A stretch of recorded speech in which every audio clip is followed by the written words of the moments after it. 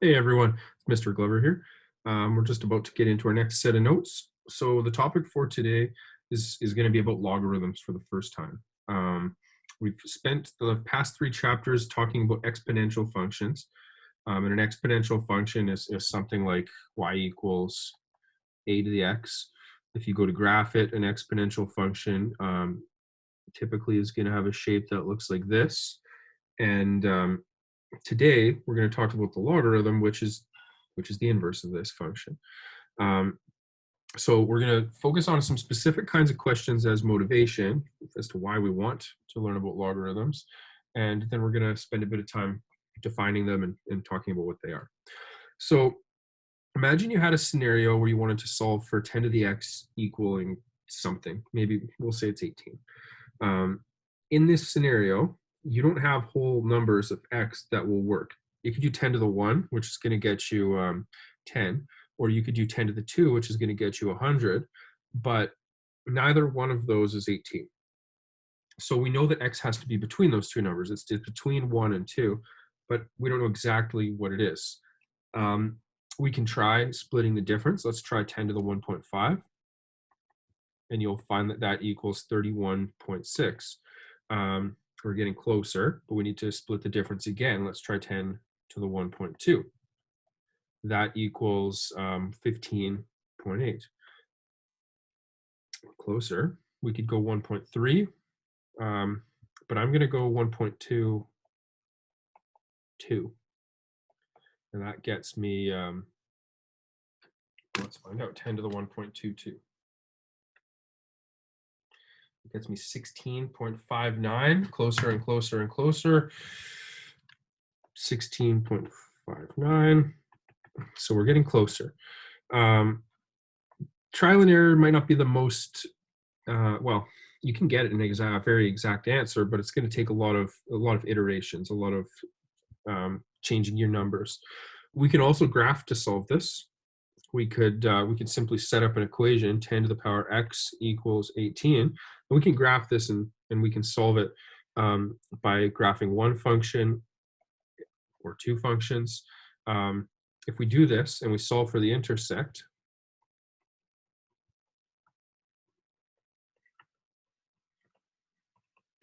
technically it's not solving, but we can do it. You can use a graphing calculator or Desmos for this. 10 to the x is one function, so y equals 10 to the power x. Our other function will be y equals 18. We need to figure out the intersection point, which we can't see because we aren't up at 18 yet, but if we zoom out, the intersect is right here, and it's 1.255.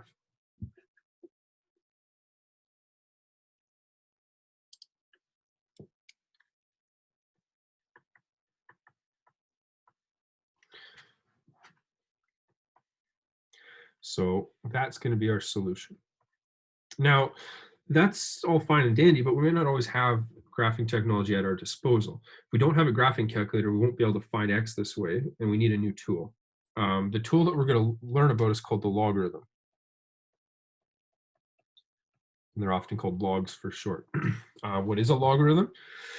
From a calculator, let's test out some different values or different logarithms of different values. You do log 1, which is 0, log of 10, which is 1, log of 100, which is 2, log of 1,000, which is 3, log of 0.01, which is minus 2, and log of 0, which gets us an error. And so I want you to take a look at these numbers and look at what's in the logarithm and think to yourself whether there's some kind of pattern here. What you may find is that this number corresponds to how many zeros you've got on this number. You got no zeros here. You've got 1 0 here, 2 zeros here, 3 zeros here. But then that kind of changes when we get to our decimals. What's actually happening is we're getting an exponent out of this. A logarithm is an exponent. It may be an integer, but it won't always be an integer. It's only going to be an integer if the argument of the logarithm is a recognizable power of 10. And when I say the argument, I'm talking about what's inside the brackets. Okay. So if what's in the brackets is a power of 10, we'll get an exact number. If it's not, like if we had something like log of 99, for example, we're not going to get an exact number. We'll get like 1.9 or something like that. So common logs are those written with a base of 10. And it's usually not written. So technically, the log should be written as log 10 of 100. Usually the 10 is skipped. If it's ever not there, you can assume that the base is 10, okay? So this is equivalent to just log of 100. So we're going to talk about two different forms of these equations. We're going to talk about exponential form and logarithmic form. Okay, so in exponential form, 10 to the power 4 would equal 10,000. If you wanted to write this equation in log form, you would say log base 4 of 10, or sorry, log base 10 of 10,000 equals 4. Or you could do 10 to the minus 3 equals 1 over 1,000. In log form, you would write log of 1 over 1,000 equals minus 3. So basically, when you're writing a logarithm, think about the question as being which power of the base is the argument. The base is 10, the argument is 10,000, so 10 to the 4 is 10,000. This is log base 10. 10 to the minus 3 is our argument, 1 over 1,000. We can use different bases for our logs. We could do 2 to the power 5 equals 32. So then log base 2 of 32 is 5. Or what power of 2 is 32? 2 to the 5. Do 3 to the minus 2, which is 1 over 9.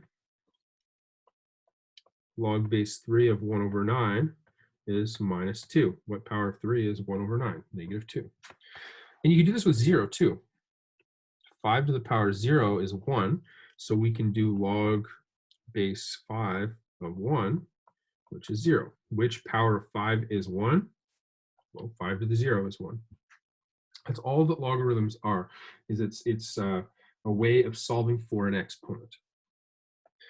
All right, with exponential functions, we have the restriction that the base is greater than or strictly greater than 0, and that it cannot equal plus or minus 1.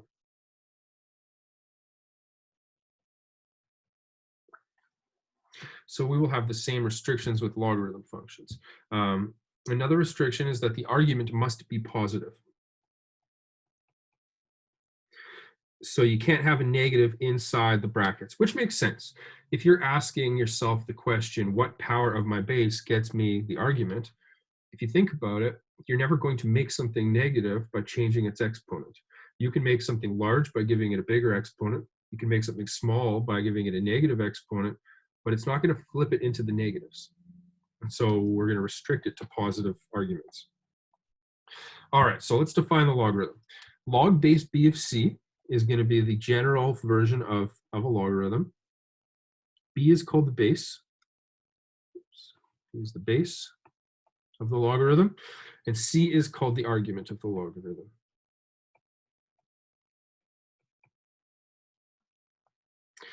In general, log base b of b to the n is n.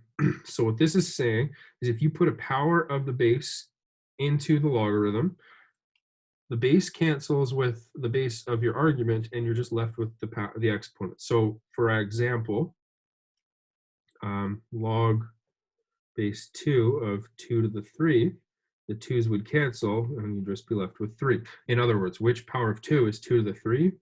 3 is the power of 2. So let's try some questions.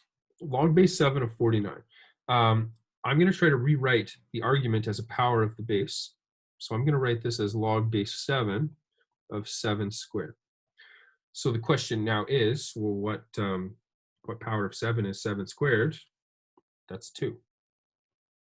Another way to think about these problems is to convert it into the exponential form, where you can write 7 to what equals 49? Well, 7 to the 2 equals 49. This one, same thing.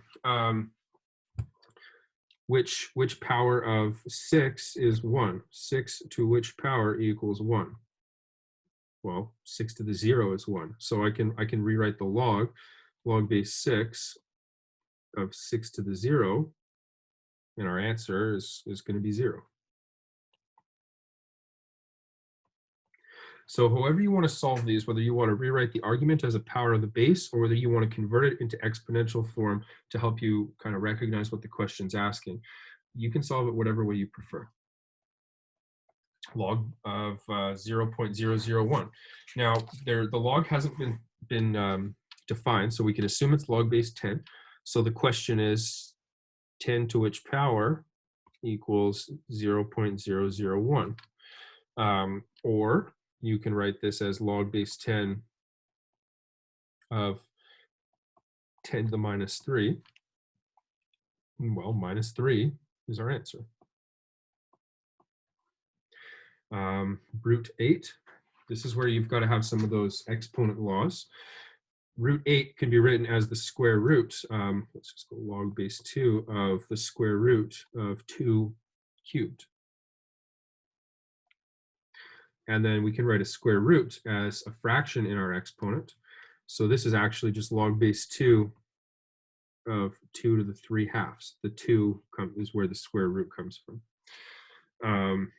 Well, what power of 2 is 2 to the 3 halves? Well, that's 3 halves. Those will cancel. We can do the same thing with these ones. Log base 9 of 81. Well, we could write that as log base 9 of 9 squared. What power of 9 is 9 squared? 2. Log of, what is this, a million? Well, this would be log base 10 of 10 to the 6, which is a million. What power of 10 is 10 to the 6? 6. And then log base 7 of root 343. 343 is 7 cubed. So we could write this as log base 7 of the square root of 7 cubed. We can write the square root of 7 cubed as 7 to the 3 halves. Oops.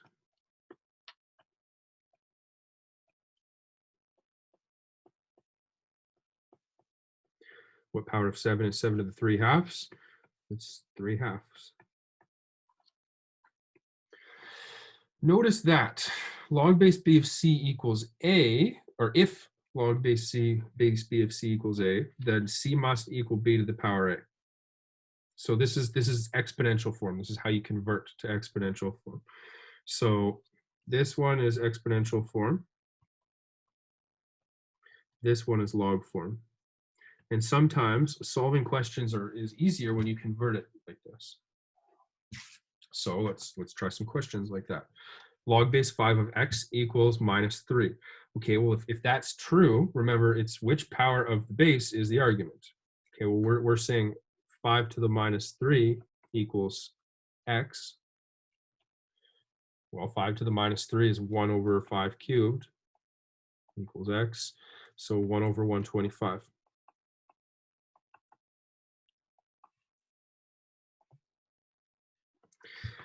Again, which power of my base is my argument? Well, we're saying x squared equals 36.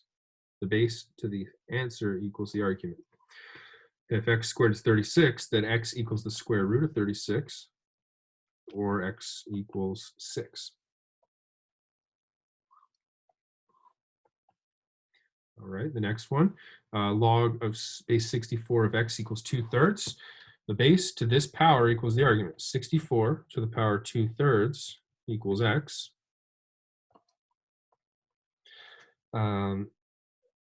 We can either plug this into a calculator immediately, or we can try to simplify it if we want to. At this point, we might as well just plug it into a calculator. We're going to get 16. Log base 7 of 7 equals x. So again, which power of my base equals my argument? 7 to the x equals 7. Well, x must equal 1.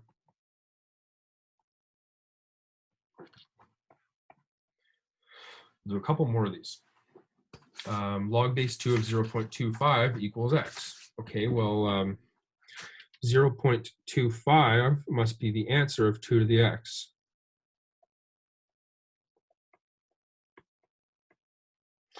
And now we can kind of work backwards here. If we want to not use a calculator for this, I probably should have picked one with a little more room, but that's fine. I'm just going to rewrite this a little bit smaller. 2 to the x equals 0.25. All right, well, 0.25 is 1/4. So 2 to the x equals 1/4. Okay, now 2 to the x equals 1/2 squared. If we have a fraction where we have a power in our exponent, we can write that as a negative power with no fraction. So this means 2 to the x equals 2 to the minus 2.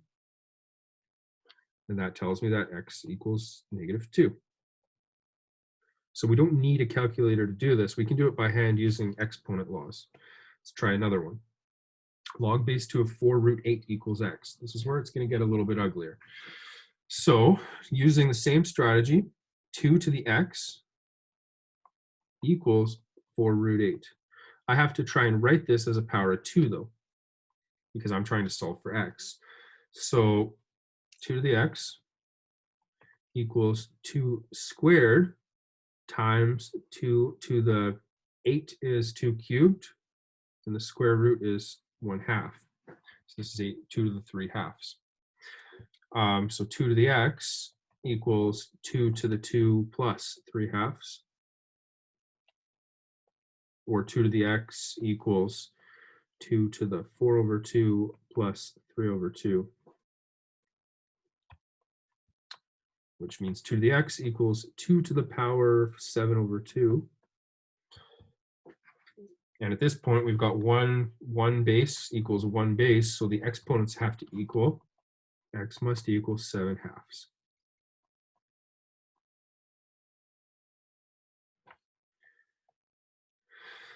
All right. So we've talked a bit about how to use this logarithm equation, converting between exponential and log form to solve equations. Now we're going to focus on estimating logarithms. Now, on your calculator, and I don't really have a good way of showing you this, on your calculator, there is a log button. It's underneath x squared. And you can take the log of anything by just hitting log and putting in an input for your argument. So like log of 100 is 2. The log on your calculator, though, is always base 10. So in order to solve for other bases, we have to use a trick. And we're going to talk about how to convert bases of logs in another class. But for now, we're going to use the definition of the logarithm to figure out another strategy here. So I can't just plug this in my calculator, but I can convert this into exponential form. I can write log base 2 of 10 in exponential form as 2 to the power x. I should say this equals x. 2 to the power x equals 10.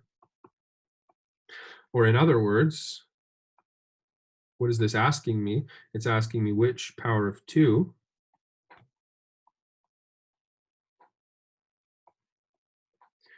is 10. All right, well, we've got a couple of options. Option 1 would be to use trial and error. For example, I could go 2 squared equals 4, 2 cubed equals 8, 2 to the 4 equals 16. So I know my exponent is between 3 and 4. So it's probably going to be something like 3.5. That's one option, not the most elegant option. The other option is to use graphing technology. So we could option 2, graph 2 to the x equal y1, and graph 10 equals y2, and then we can just solve for the intersect.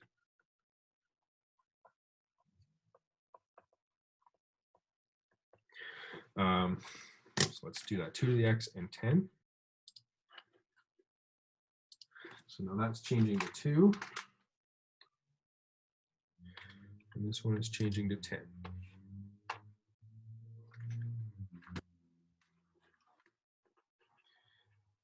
.32.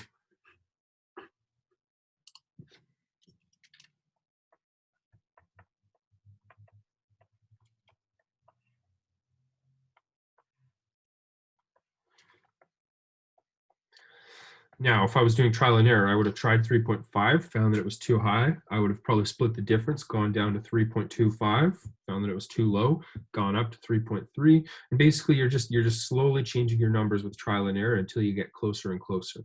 This is the much more elegant strategy, but it only works if you've got graphing technology. All right, we're almost done. Some common log rules. Log base C of 1, so any based log of 1 is 0. And that's basically because no matter what your base is, anything to the power 0 is 1. So it's always going to happen like this. Log base C of C is always 1 because no matter what your base is, if your argument is the base, well, what power of my base is the argument? C to the 1 is C. Log base C of C to the x will always equal x because the base C cancels with the C in your argument. And this is basically the same rule, but it's written differently. C to the power log base C of x equals x. The C and the log base C cancel. This is like the exponential version of this rule. All right, last but not least, we're going to talk about graphing. So we don't have the ability to graph any based log in our calculators. We can probably do it in Desmos. But we can't do it on our calculators, so we've got to use a trick. It's important to note that since log base C of C is 1, then log base C and C have to be inverses. So if we were to write this in a less general way, if I was just to write log base 2 of x, I know that the inverse is 2 to the power x. So log base 2 to the x and 2 to the x are inverses. Likewise, log base 3 of x and 3 to the x are inverses. So whatever the base of the log is, if you just make that the base of an exponential, those functions are inverses. And if you can remember what to do with inverse functions just mean you switch your domain and your range. You switch your x's and your y's. So we can calculate the inverse of our log functions, and then we just switch x and y to graph. So if I want to graph log base 3 of x, I need to identify the intercepts, equation of any asymptotes, and domain and range. I first need to graph 3 to the power x. So this is my idea. Make a table of values for y equals 3 to the x. And then we're going to switch x and y. So if we do this, 3 to the minus 2 is 1 over 9. 3 to the minus 1 is 1/3. 3 to the 0 is 1. 3 to the 1 is 3, and 3 squared is 9.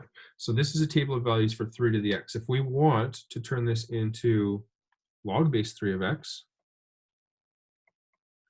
we just switch x and y. I'm just going to relabel this as my y value now. I'm going to relabel this as my x value. And I can use the same numbers, 1 over 9, 1/3, 1, 3, and 9. And now I have my table of values. I can't punch this in my calculator, but I can punch this in. So if we want to graph it, minus 2 is my y value and 1/9 is my x value.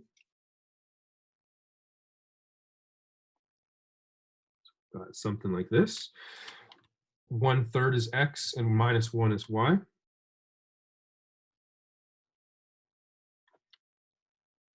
Zero is y, 1 is x. 1 is y, 3 is x. And 2 and 9 I might not have room for right over here.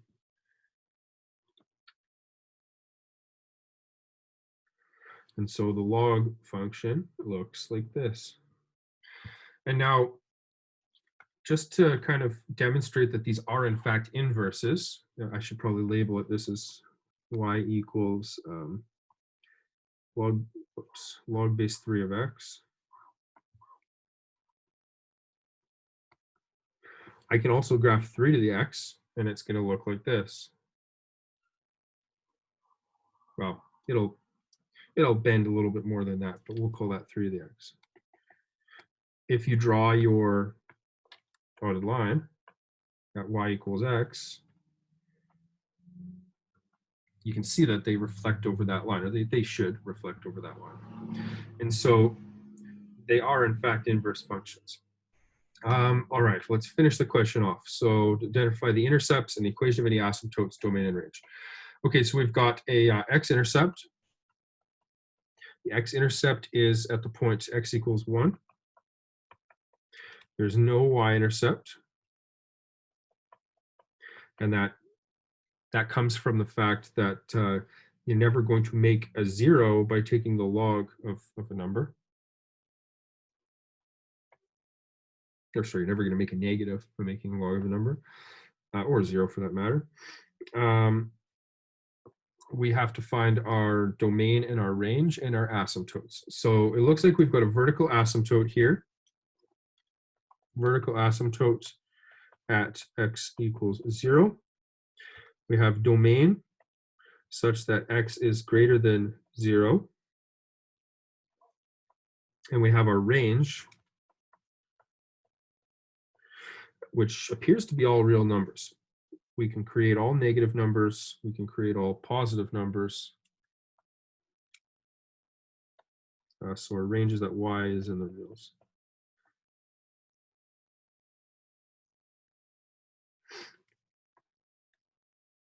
There you go. So when you're graphing these functions, graph their inverse because it's something that you can do on a calculator. Once you've graphed the inverse, switch x and y, plot log, the log function. And that's, I think, where I'm going to stop things today. So this is quite a bit of information. It's going to take a bit of time to kind of have it all sink in. But the idea here is that logarithms allow us to look at the exponents. And once we learn some rules around how to do algebra with them, you'll find they're really useful because it allows us to solve for exponents. So I've got some questions for you to try. 4 to 5, AC, 6A, and 7 to 11. The starred questions over here, these are kind of extra problems. Some people might want some more work. I'm finding some people are getting through things faster than others. So if you find that you get through this and you want a little bit more to kind of help shape your understanding of things, you can try number 13 as well as 1 and 2 multiple choice, but they're not required questions. So I hope everybody has a great rest of the day. I will see you all in our chat tomorrow, and I'm going to end the video now. So bye for now.